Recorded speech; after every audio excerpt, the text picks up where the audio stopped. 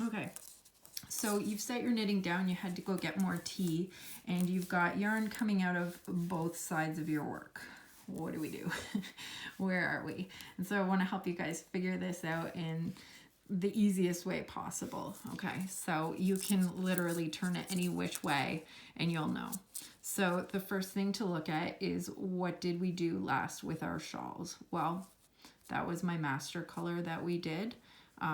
All of my stitches here on their lonesome have been worked in a master color, and all of the shawls going over top of a slip stitch are in the master color. So we know right away, we just worked master color, it's out. We need to go to our contrast color. Contrast color is coming from the right hand side, so you want to slide it over, and that's what we're going to work. So if I'm looking at this, I see that my master color was just done in a burp row. So you can see that there.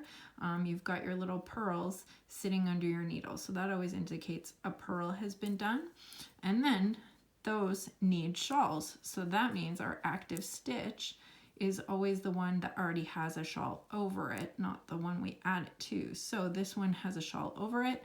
It's a contrast color knit. So we are on row 2B in your pattern, or a slip one, or yarn forward, slip one, yarn over, knit, or brioche knit, which is a bark.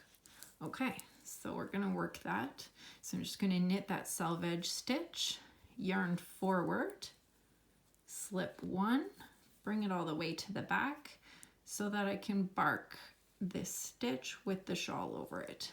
And you can see I've just added to that nice little knit row there. Yarn forward, we've got that slip stitch here.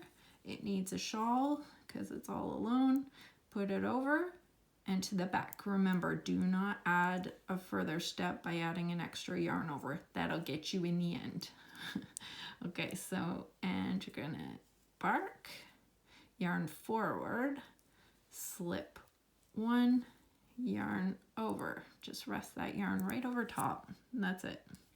Because you're gonna lock it in with the next knit stitch, the bark stitch. So bark that, yarn forward, slip one, yarn over both of those needles there, and you're gonna lock it in with that next bark stitch. Okay, and that's it. So we're just gonna finish off row 2B, which is the contrast row. Slip yarn over and knit, and then because this ends in a bark, we're just going to knit that selvage stitch as well, because it's not really part of our pattern right now, it's just kind of hanging out. And so that is 4 rows worked now.